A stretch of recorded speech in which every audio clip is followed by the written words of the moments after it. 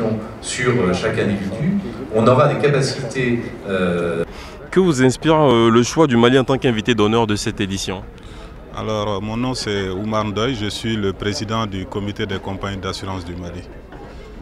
Alors, le choix du Mali en qualité d'invité d'honneur, encore une fois, c'est un honneur pour le Mali.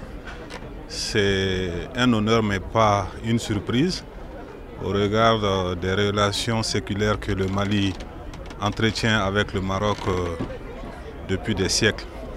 Alors, parlant du domaine des assurances, je pense que le Maroc est un exemple en Afrique. C'est en termes de taille de marché, c'est le 3e marché en Afrique. Et nous pensons que le Mali a beaucoup à apprendre du marché malien. Déjà par rapport au développement des produits classiques tels que l'automobile. Et nous pensons que cette coopération peut être de nature à améliorer nos services dans cette branche qui est quand même capitale.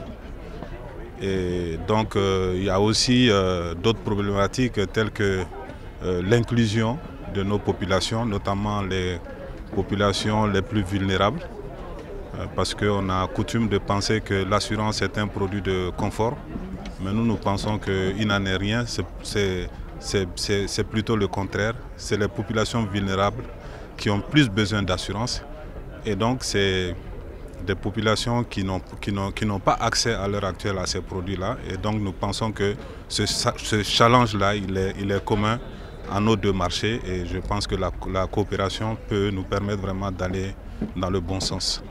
Et le thème de cette année, c'est aussi les nouvelles frontières. C'est pour dire qu'il y a des risques émergents qui viennent bouleverser un peu nos modèles classiques.